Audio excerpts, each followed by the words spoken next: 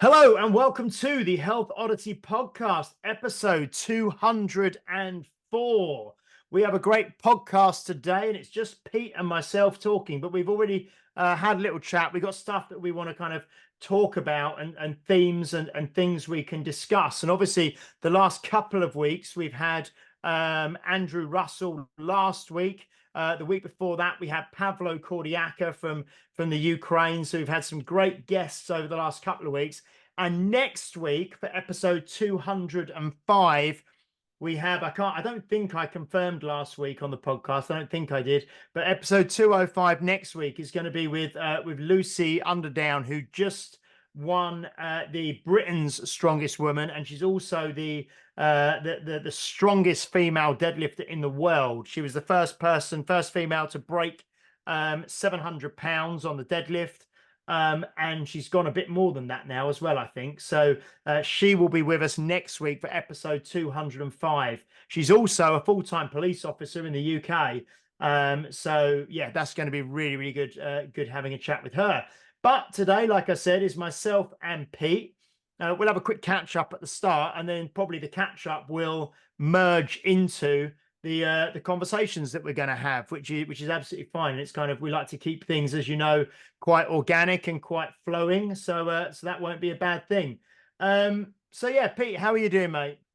I'm doing very well.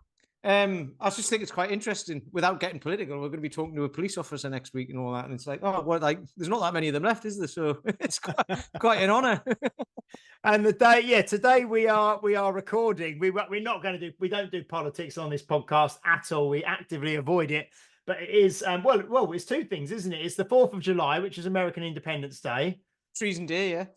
And it's the general election day. General election. Yeah, I've just been looking. If you're watching on video, I've been looking off to the side, right? It's because like we've got loads of crap through the letterbox at the minute, don't we? And this thing, right? Don't do anything if it's a political like. No, it's just funny because it's just funny, right? So it is a political flyer, right? And it's got general election Thursday the 4th. I'll not say who it is. Someone standing in Bath for one of the parties. And what they want to do is open up a 50 million new cancer centre, open that up, right? 5G campaign, and stop the bollards. Honestly, this is what it gets like, right? People in Bath, people who live in Bath think we've got problems here, right? And it's like go to somewhere, some random northern town, and they're not worried about bollards and like so much about potholes. They're just not. It's not an issue. Whereas in Bath, if seriously, it's on there as the third thing after those two. Like one of them, a cancer centre, right? Yeah. Okay, that's a big deal. Bollards, not so much. It's like Alan Partridge protesting against the pedestrianisation of Norwich City Centre. Yeah, do me. No, so yeah, it's general election today in England. And it's American Independence Day. So happy 4th of July to our American listeners. And, well, not happy election day. It's just one of the things that we do, isn't it, over here? So, yeah, we got elections today. Excellent. So, Pete, yeah, what's been going on? I see you're wearing is it the Eat, Move, Lift T-shirt? Yeah. What's it in the... Yeah. What's the gentleman's name? He was on the podcast. Tom Barber. Ah, that's it. Tom Barber. Yeah. His T-shirt there. Cool. I feel confident enough to wear this T-shirt now because I've been a little bit podgy over the last. We were just talking about this over the last few months. I was going to say, yeah, you got sort of snug sleeves. Well, it's snug in the right places. I'll tell you what, it's tighter than it used to be across the shoulders. This is why I got a bit podgy actually, because like I've been getting stronger in pressing and pistols and all that sort of stuff. So I've been eating more because I was getting tired, and I was speaking to Paul. And I was like, I'm getting tired, and then because I'm doing like sets of 5 with 36 kilos on pistols, 5 sets of that. When after the amount of walking and everything that I've been doing, it's tiring. And he just said, you probably just need to eat more protein. So I did. But then I started like eating more and more and more, and just started getting a bit bigger. And one for Paul Field, for Captain Field, basically it got beyond the point where the belt line of my underpants was starting to fold over. So I was like, right, and I need to get that. I need to get on point with that. So that's what I've been doing. Excellent. Well, that's going to kind of lead us into something in a minute. But before we start, we will quickly. Was it? No, it wasn't. It was. No, it was with Dan, wasn't it? It was episode 200. So a couple of episodes back. We have an apology to make to the people of Stoke. We did. One guy in particular who commented on YouTube. So I think Dan had sort of said something about people from a certain place in the United States, which I can't really remember what he said, but he said, what's a place in the UK that no one wants to admit to being from? And then Pete just plucked a random town out, and he plucked Stoke out, and then we had a message from someone on YouTube who's from Stoke, but they did say, we're not worried about not wanting to be from here, but we're not in because I think Pete referred to it as a northern town. He said we're not a northern town, we're the North Midlands. Is that? Yeah. And actually, I did put in the comment, if you want to go and find it, I should have said Sunderland, but I said Stoke instead accidentally. Okay, so I'm only saying Sunderland because of obvious reasons, because I'm from Newcastle and I don't give a toss about all that rivalry. I don't really care. So apologies for the listeners and viewers from Stoke. And Sunderland. And Sunderland. And Sunderland. Okay. Have you ever watched Scott Squad? No. You know the what? You know the one where he finds the time capsule and with the Gary Glitter. Yeah, but what is that? What program was it? That's Scott Squad, right? Oh, so it's that guy. He was in Absolutely, which used to be on Channel 4 years ago. Okay. So, but there's an episode where him as the police commissioner, he said something about some demographic. So he has to stand there and apologize, but then he keeps making references in his apology to other demographics. And he goes, it's not like I insult. And then he goes, right, okay, I have to apologize to them. So that's what we're going to be doing here. So we've done Stoke. We've apologized to the people of Sunderland yeah, that's okay. That's good. That's good. We'll stop there. Right. So just touching on things. And so we've what we've been up to and where we're at. We just, or we, as in I and the members from from the gym Unique Results, just had our walking weekend last weekend in Norfolk, and we stayed in Great Yarmouth in a hotel, and we did 2 days of walking. The first day was just kind of a nice 4-mile walk. We met at Winterton Beach, and it's a beach in Norfolk where you get lots of seals and things on the beach and in the sea. They literally all come off and lay on the beach. It's lovely. But we did a 4-mile walk on the Friday afternoon, and there was 26 of us, and people ranging from, I think probably like 40s is the youngest, up to, we had quite a few people in their 70s doing it. And then on the Saturday, we did about 12, 13 miles walk. And we obviously, Pete walks all the time, didn't you? But I was surprised how my legs were, and specifically my hamstrings. I think I was walking in walking boots, and I don't ever, they're quite obviously, I'm always barefoot at the gym or in minimal shoes, which weigh nothing. So walking sort of 13 miles in, 17 miles over 2 days in walking boots, my hamstrings were really kind of tender for a few days. So walking is a serious, serious activity, isn't it, Pete? I mean, 12, 13 miles is nothing for you, I don't think. The amount you walk per week, accumulative.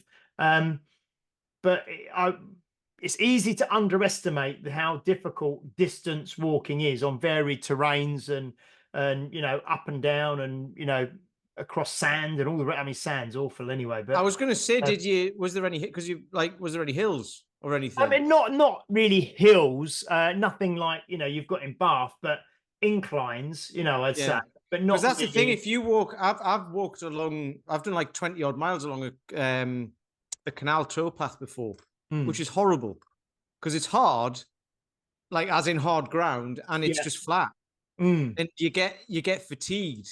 Whereas if you're up and down, you get a bit out of breath going uphill, but you're using your legs different. And then when you come down, it's a bit different, and obviously it's a bit harder on the knees and quads and all that sort of stuff. But the more you do it, the easier it gets. Mm. But yeah, when if you're undulating, it's I find that much better because it's a little bit of change. But if you're doing more flat, but walking on sand as well. Have you ever walked on a shingle beach as well? Yeah, well, That's that's where we were doing awful. beach bits. Yeah, it's well. The thing was, on the second day, I think there was about a 4 mile stretch, which was just 4 miles on a path that ran beside a body of water. You know, I think it was like a huge sort of lake or something. But it was just like you say, a tow path that was kind of fairly thin, totally flat, hard and compacted, and it was just sort of like 4 miles along that, very flat, just no real changing undulation or anything like that. So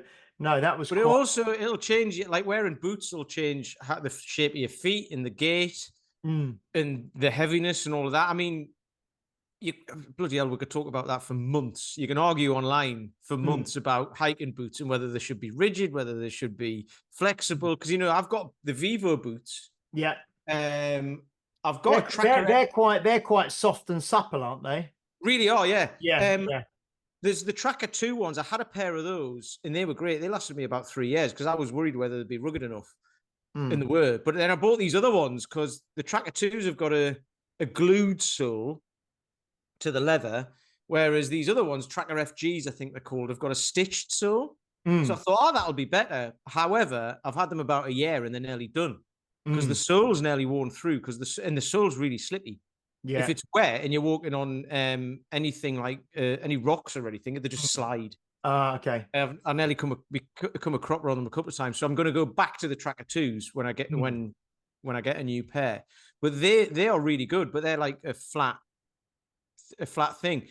And then, but there's the thing of like, well, if you're walking up and down, I mean, mountains, right? Not like I'm not talking. um slopes. Yeah, I'm Yeah, talking yeah, like yeah, hills, right? yeah, Like in the yeah, lakes or something like yeah, that. yeah, You're walking up and down those. How much ankle support do you actually need yeah. Mm, based on how strong your ankles are, right? And if you wear rigid boots, you've not got as much flexibility. So walking down steps is mm, really hard because you can't flex your feet as much, mm, flex your ankles as much. Sorry. Um, yeah, all sorts. So I've found that having the Vivo boots or the barefoot boots, the minimalist stuff that are like they're still boots, so they still cover your ankles and everything, but they're so flexible, so they allow your feet to move and everything. So walking down steps, walking uphill, mm. everything is just better for me because I'm used to wearing them. So it might be better for you as well because you're used to that Yeah, because rather I than really felt my left side anyway, I had a slight hamstring pull a couple of weeks ago while I was deadlifting. And then, so while if my hamstring felt fine, but I really noticed there's obviously something going on down the left side a little bit because um, not probably 2/3 through the walk on the Saturday. So maybe I don't know, 8 or 9 miles into the 13 miles, my left like Achilles started to ache a bit, and you start feeling little rubbing points in the feet, and just I don't walk. Well, I don't walk in those walking boots at all. I put them on once a year for a weekend, which is not in which is not ideal. here's another controversial thing. In my Yeah, experience, not in my yeah. opinion, in my Mm, experience, blisters are just from ill-fitting shoes, mm. or ill-fitting boots because it's hard to get boots that fit properly.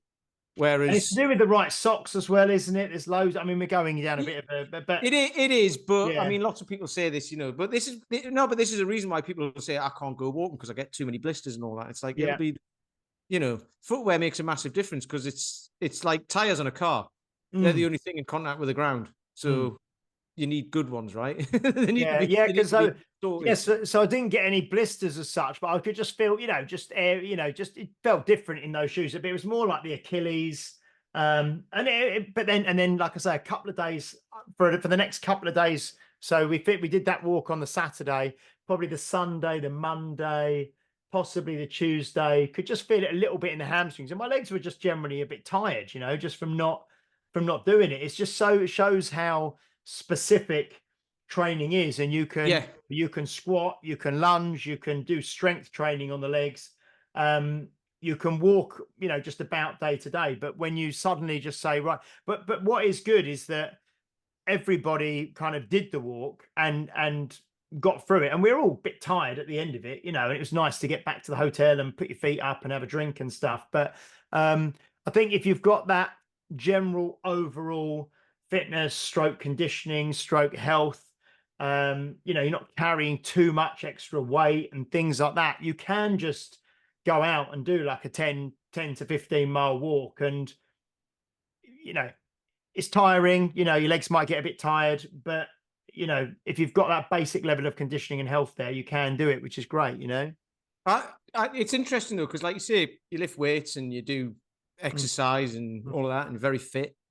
But something as simple as going for a long walk can end up with aches and pains. And it doesn't mean there's anything wrong. It just means you don't usually do that. So there's like lots of specific stuff. It's like for me, my heart rate, was a little bit too high. My resting heart rate, I thought, because I just checked it, and it was kind of like I would check it throughout the day, and it was often up to 70 and above when I hadn't been doing a lot. So I was like, right, okay, I'm not happy about that. So I started doing snatch workout, and that's brought my resting heart rate right down to like 55 or something. So, but I do a lot of walking, which you think would bring your resting heart rate down, but obviously it doesn't. But I've also been carrying some extra weight, so it might be that as well. So who knows? You know what I mean? Yeah, so these things are a little balance of just do what you can to keep yourself where you're at or where you want to be.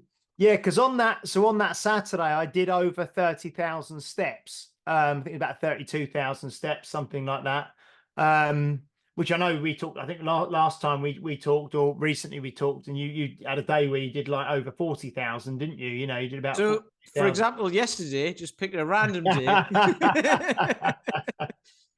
I've done 7,000 already today.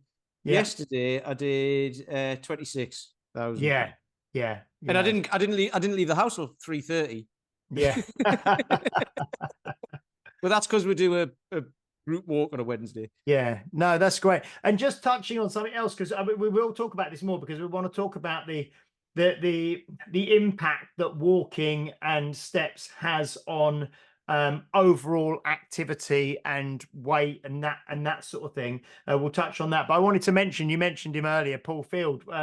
He was listening to, I think he listened to the podcast with Mark Rifkin that we did a few back, which was, I think, episode 198, episode 198 with Mark.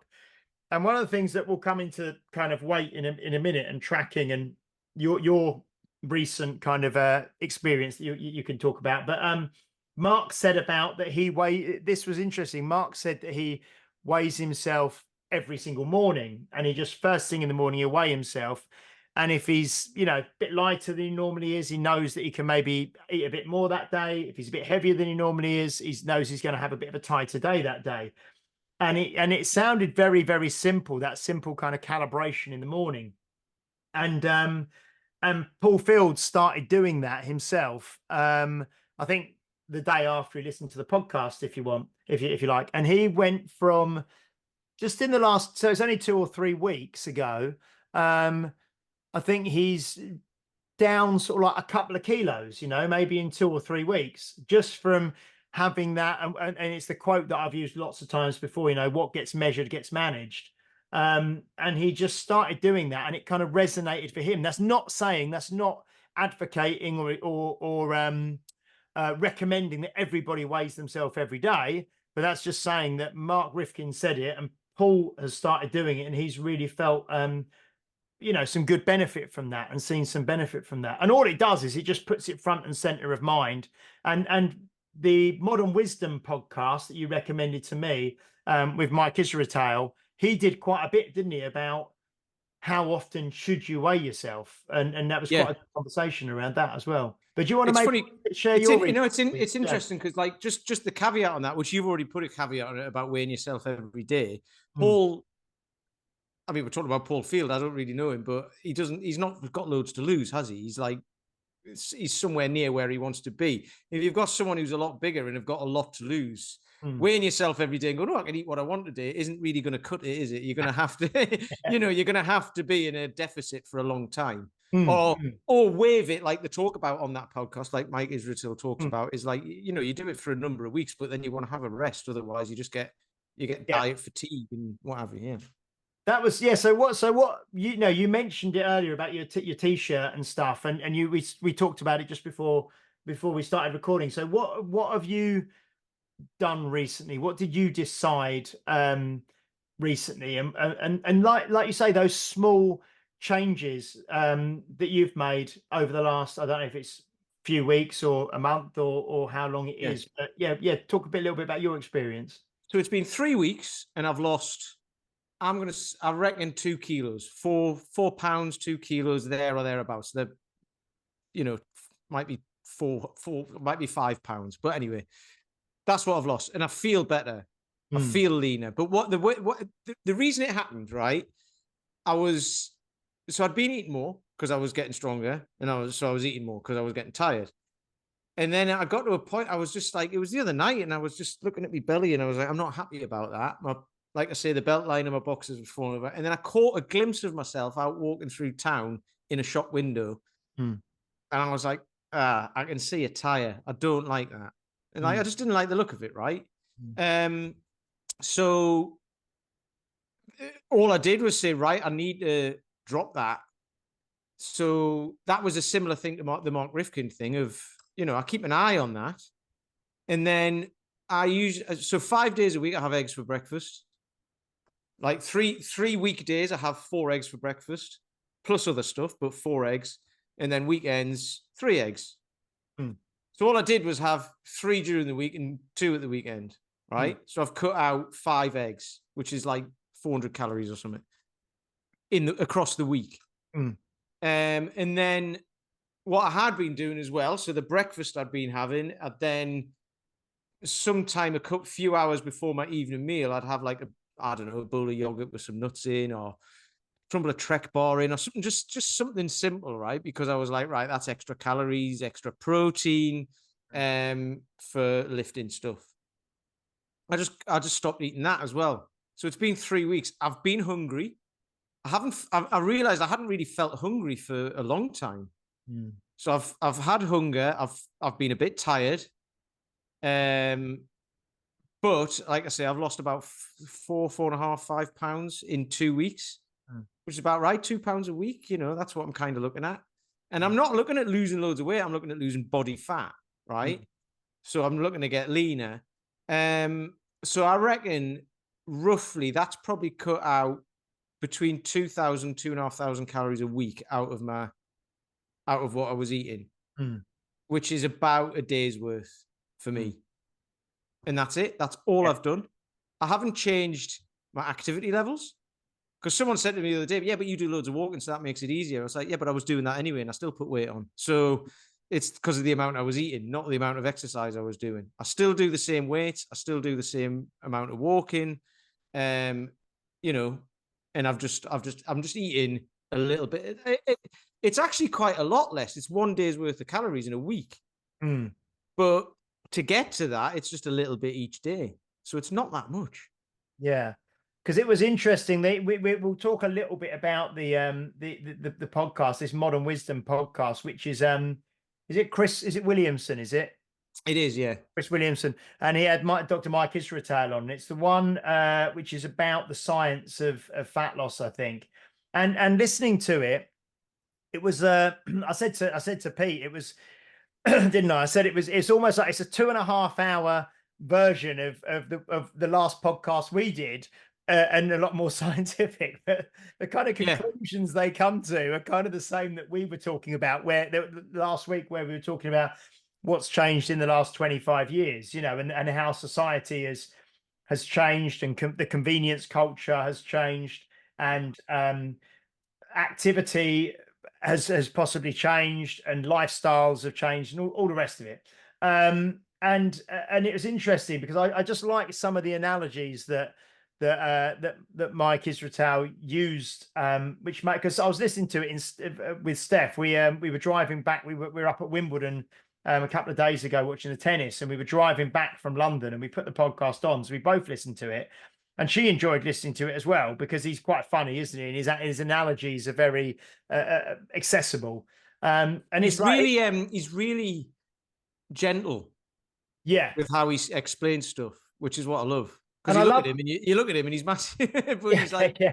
yeah, Yeah, I mean, I mean, I followed him for quite a while, and I watch a lot of his stuff on YouTube.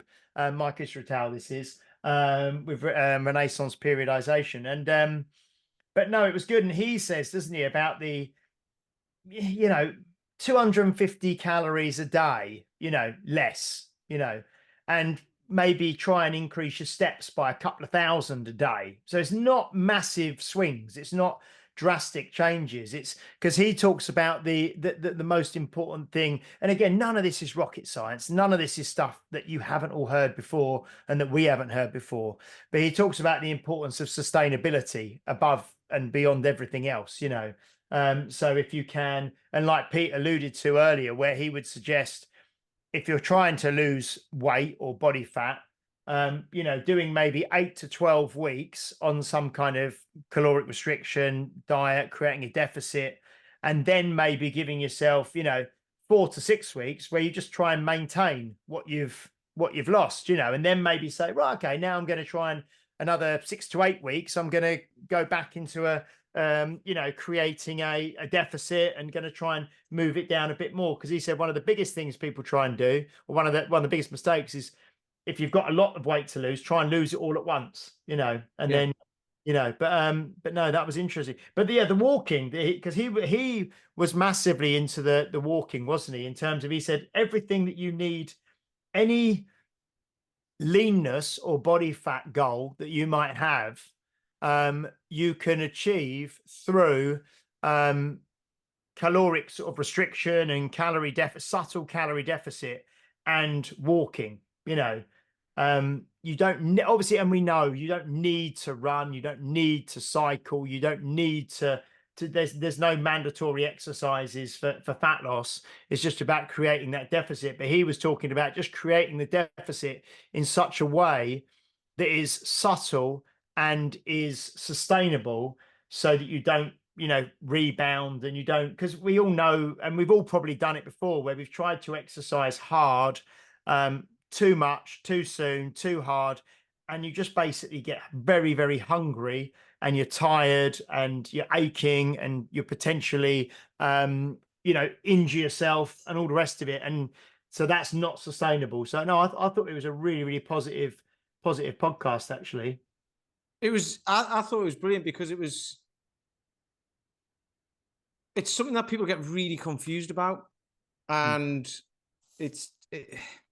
most people don't need to know all of the stuff he talks about, the science behind it, and all of that. He knows all of that, and we know it, but we kind of can't explain it. You know what I mean? We couldn't explain it like he could, but we know what it is. But it all boils down to the simple stuff for most people who aren't bodybuilders or athletes or like Olympic athletes or whatever, just want to do a bit of a half marathon or something like that. It's super simple. Yeah. And I sent, so one of my guys, I was talking about this, and if he's listening, I'm not rubbishing him, but it's just, this was the conversation we had. But it's good because it's kind of, this is the way lots of people think about it, isn't it? What you're about to say, it's kind of a common thing, It's yeah. So we were just chatting away the other day in the group, as we were as the guys were training and what have you, and he said he'd bought, because he snores, he'd bought some mouth tape to shut his mouth, and so he'd breathe through his nose and wouldn't snore. And then he said, well, that was a waste of money because it didn't work. And I'm like, right. And I said, there is another way you could stop snoring. And he said, I know I could lose a load of weight. Right. And so then that opened up the conversation. Right. So it was like, because it's not like he turns up every morning. I'm like, you need to lose weight. You need to lose, because that's not going to go very well, is it? But he's tried in the past and what have you, but he's a very busy guy and all of this, right? All the usual stuff. So we just started having a chat about it. And I told him what I was doing. I was like, I'm eating slightly less and I'm trimming down, right? And I then said, the problem is you'll get someone. So he's tried lots of stuff. So I was like, just track the calories that you're eating at the moment so we know where you're at. Because you're either eating too much or the right amount to stay exactly where you are now. So all we need to know is we need to reduce it slightly. But you don't have to count calories. You just have to eat less. But it is as simple as that, but there's the whole mental side of it, busyness, all of this, right? So we know all that, but it's like we need to know where we're at. So I said, the problem is if I say to you, track your food, track your calories, you know how much you're eating, but then you'll go, oh, but I've got a wedding coming up this weekend. I've got someone's birthday next weekend. It's July, so we'll be on holiday for 2 weeks soon. This, that becomes a thing. So it's like, well, I can track them, but that's not really, like Dan John talks about, that's not really me. That's not an average week. And it's like, well, if it goes on for 3 months, it is. So we had this whole conversation, and at the end of the session, I said, just track your calories for a week, and then we'll talk about this next week. And he said, okay. And this was on Tuesday. He goes, but I'll see you Monday. I'll not be here Friday because I'm out in London on Thursday. So I'll still be in London Friday morning. I'll probably be having a few beers and stuff like that because we're going out for a business lunch and and all that. So actually, tracking calories on that day. You might say, actually, I'll start next Monday. So basically, yeah. So basically, that's not the average. And I said, and I didn't say it. He went, and I was just saying, you've just done exactly what I said would happen.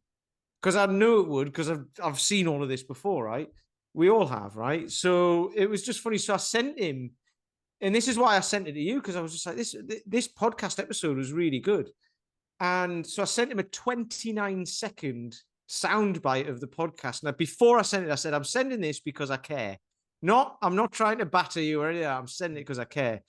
And it's where Mike Israetel says, there's 3 options when you want to lose weight. You can not move and carry on not moving and just eat less and you'll lose weight. That's option 1. Option 2, you can eat a little bit less, and then if you're sedentary, start a little bit of weight training and some like 10,000-ish steps, and you're golden. That's sustainable. Or you can keep on smashing the food in and the beers and everything and do stupid amounts of exercise, which isn't sustainable for anyone. 29 seconds. Yeah. And it was like, and I just sent that to him and I said, that's the exact conversation we had this morning. So, and he said, thank you. And then I'll see him next week and then we'll talk about it again. But this is the thing of like, he'd even bought, and I've never heard of this, an anti-snore pillow. Okay. What's that? did you listen on the podcast? He's got obviously sponsors and things, and I think he's sponsored by like 8 Sleep mattresses and beds and stuff. And there was one of the adverts, and he said, just because we're talking about snoring, he said the pillow or the bed will recognize if you're snoring, and it will elevate your head by a few degrees, so it will actually kind of adjust so you become more upright, so you stop snoring. Or so it's incredible. So it's one of the, God knows how much this bed costs, but it will recognize that you're snoring, and it will incline to raise you up so you're not flat on your back, and so it raises you up so you won't be snoring. Yeah, but if you're overweight, that it doesn't solve that problem, does it? No, well, it's like you said. I mean, I kind of joked, didn't I? Like when you said about the mouth tape. I kind of said, didn't I? That is the epitome of sticking an elastoplast, a plaster over like a gaping wound, or trying to mask the symptom of the problem without addressing the problem. Here's the funny thing though: the snoring pillow, the anti-snore pillow, which I don't know what it is. I think it puts your head in a certain position or whatever. Yeah, it didn't work, so he took it back, and they wouldn't accept it because he'd used it. So there's 2. Like this is, I don't know how much there were. I don't think he spent like loads of money, but there's 2 examples of just throwing money at a problem and it not working. Yeah, I mean, all of this. I mean, we must. This is now episode 204. We're approaching 4 years of doing this every single week, and the basic sort of tenets or message of, like Dan talks about, little and often over the long haul, consistency beats intensity, make yourself a slave to good habits, small habits, small changes done consistently create. I mean, it's none of it is, it's all the same advice that we kind of give and that we talk about, and that every guest really who comes on knows to be true. And every listener who's listening or every watcher who's watching knows to be true.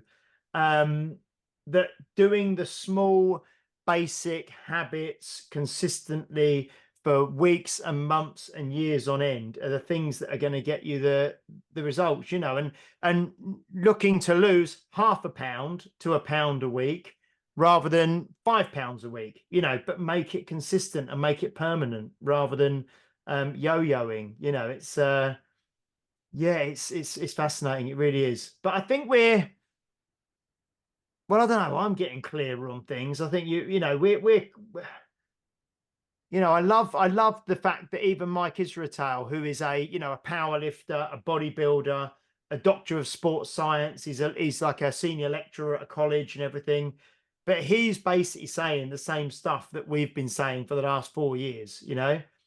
Like we said, it's taken him 2.5 hours and he's using far bigger words and, you know, going into far more detail about it, but it's essentially the same message, isn't it? You know? Yeah. The funny thing is, it's like, if you've been doing this stuff for a while and you've been getting results, then obviously the other stuff, you know, the sciencey stuff, because then comes into play because you've created a bit of level for yourself and the character you are and all of that. So it's like, right, how do I improve further if you want that, right? But for the vast majority of people who are getting started or have been on the, like, who've been on diets and tried and failed, or have been at something for like 3 months and then they're like, right, I need to know the next level now. It's like, no, you don't. You need to just keep it consistent and make it something that they were talking about the difference between transformation and change. You know, like a 12-week program and your body looks totally different. That's a change. It's not a transformation because you haven't transformed anything, because you can just go back to where you were. So all you've done is change for a bit, but not transformed. Transformation is like a More of a permanent change. What do you call it? Anyway, they said like a caterpillar to a butterfly, metamorphosis. Yeah. I'm trying to use big words now because we're talking about it.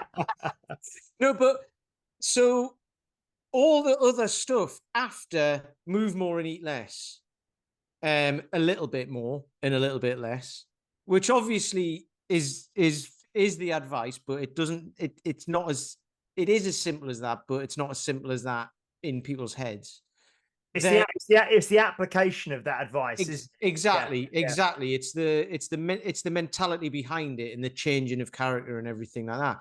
But then after that, they were talking about the epoch, the afterburn effect of lifting and running and all sorts and all that. So you don't need to know any of that, because if you're relying on that in the beginning, you're screwed straight away. So it's like, build the we've talked about it before in strength training, build the foundation. Or, you know, they said if you plant a seed, you don't see anything for ages because it's growing down first and then it comes up and all of that.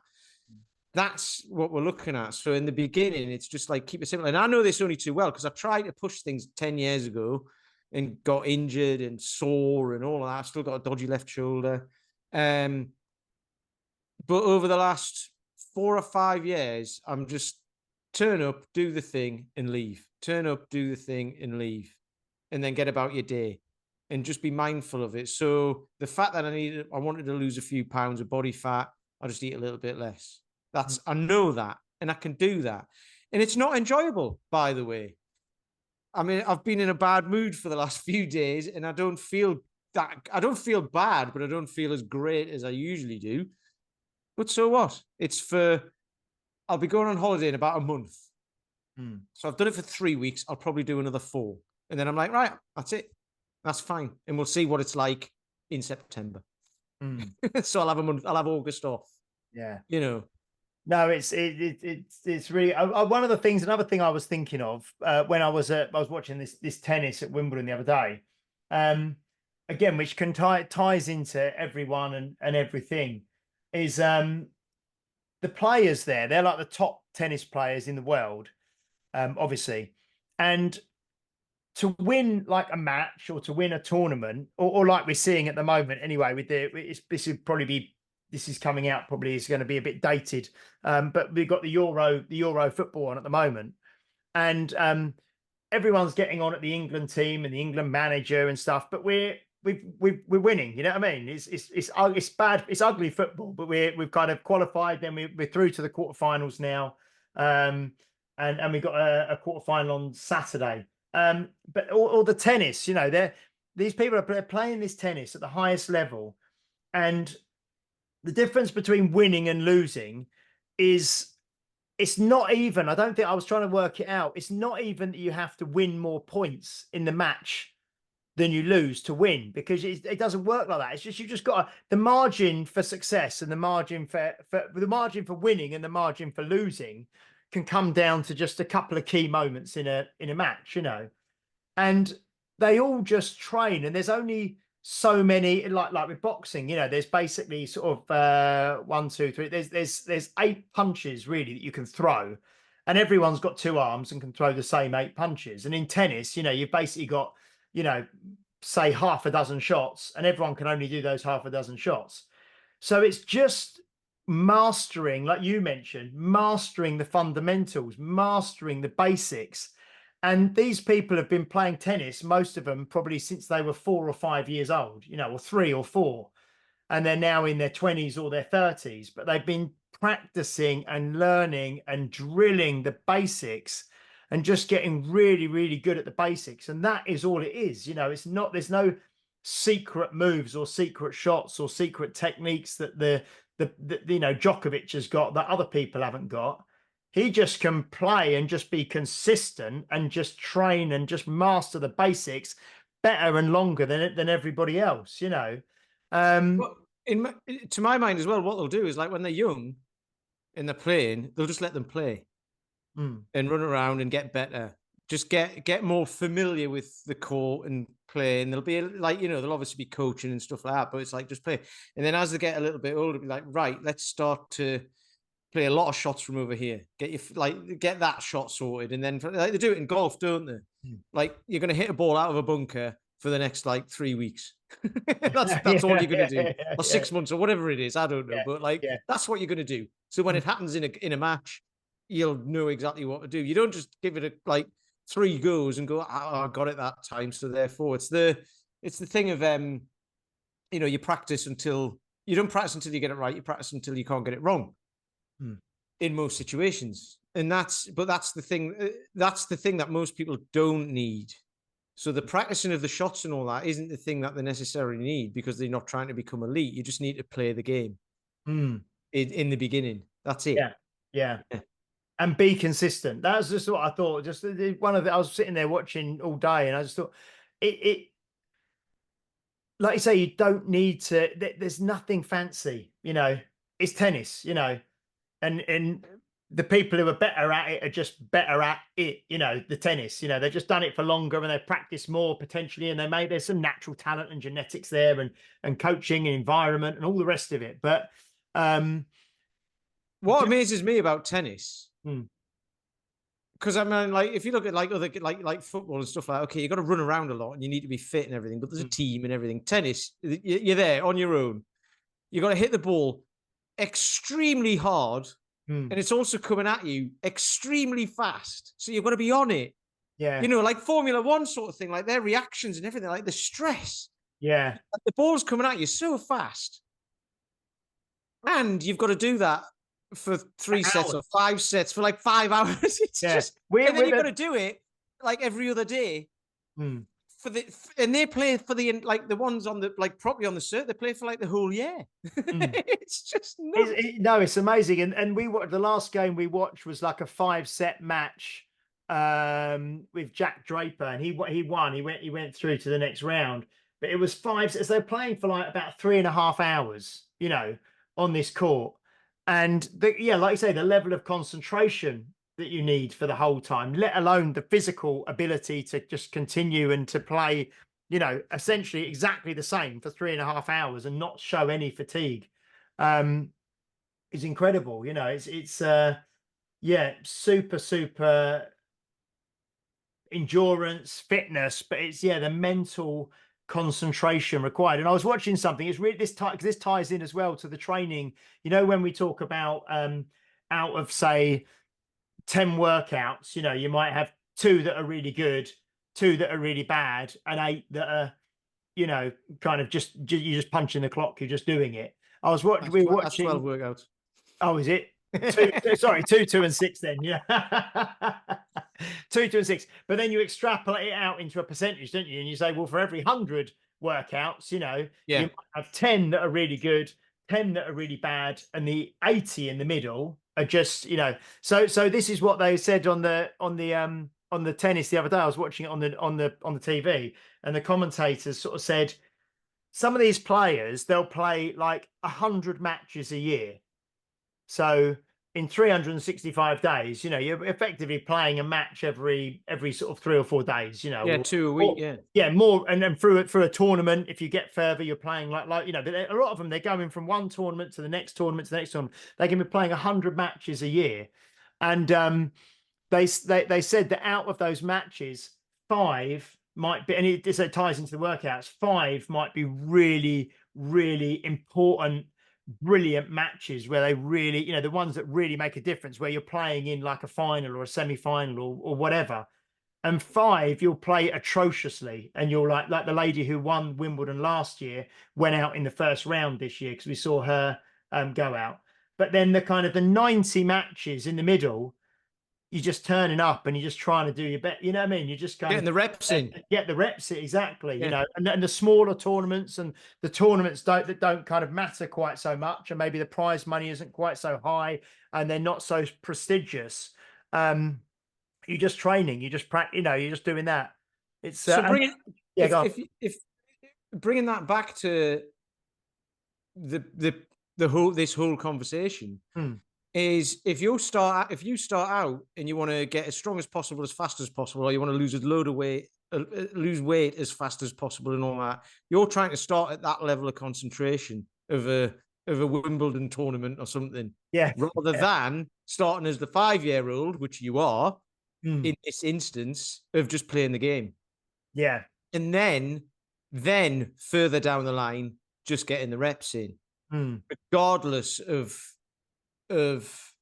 where you're at, just getting the reps in, because they're still doing that, and they play time after time after time after time. Because if they didn't, you know, I mean, it happens in the women's game a bit, doesn't it? The Williams sisters used to just rock up and play big tournaments and then disappear for the rest of the year. But certainly in the men's game, they'll still be training like every day, won't they? Oh yeah. I mean, but in the men's game, I mean, they're playing. I think it happens more in the men's game than the women, but they're playing year round, like every tournament that they can, and every time. And there was a thing ages ago, and it was Federer would always practice to play 5 sets, and he hardly ever would, but he'd always practice to, just in case, because otherwise he'd just get beat. If it went to set 4, he'd be like, right, that's me done. Yeah. And I suppose it's interesting again. I'll tell you what, this is the equivalent of the mouth tape to solve the snoring. And it ties in with tennis, but with any sport. But it's also an analogy that crosses across to people trying to overcomplicate things, like we talked about with Dan the other week. You know, if someone starts playing tennis and they're really novice, they're a total novice, or they've never picked up a racket, they're going to their first lesson, but they buy the most expensive racket, you know, the professionals' rackets. It's the one that Roger Federer or Rafa Nadal or whoever uses, or, you know, Venus Williams, Serena Williams, you know, it's the one that the professional uses. They buy that racket because they think that racket is going to make them better at tennis or golf, you know, going to buy the best set of golf clubs, £1,000 set of golf clubs, when you've never even swung a club before, because you think that's going to help. That's the same, isn't it? Where, like you say, you just need to actually pick up a bloody wooden racket, or I don't even know if they still have wooden rackets, a wooden racket or a cheap racket, or get a racket second hand. And then as you get better, then you can upgrade your kit and all the rest of it. But so many people so you need to do the basics and learn it right to begin with. And the equipment really doesn't matter too much. And it's the same with people trying to, you know, lose weight or diet modification or whatever.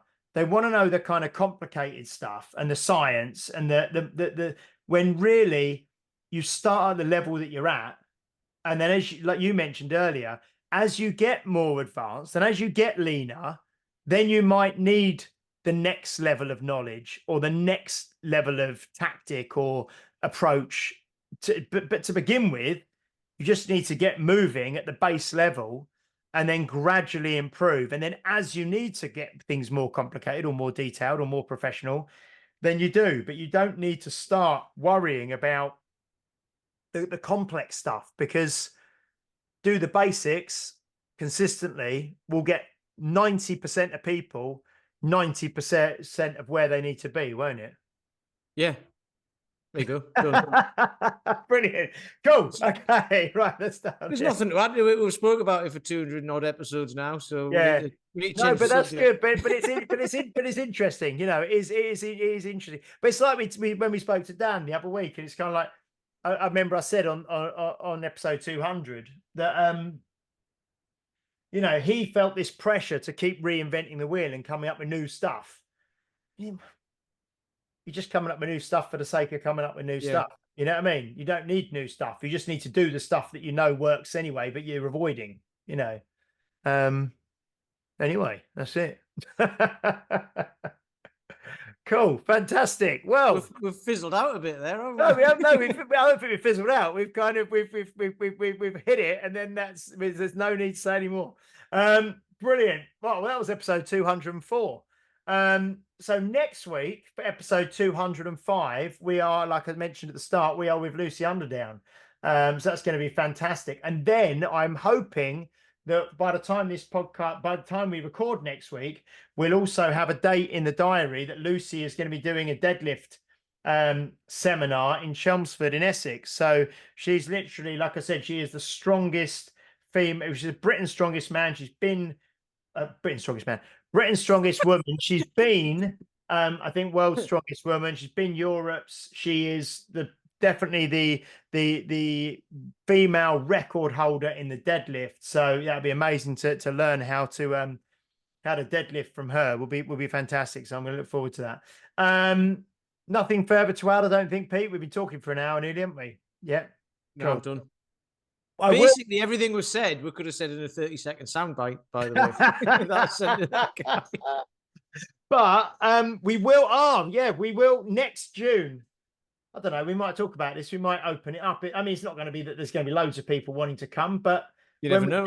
When we do we never know by then. When we do next June, we're going to the Unique Results Walking Weekend is joining forces with Walk Bath in Bath, and we're going to have a fantastic weekend of walking. That's going to be next June.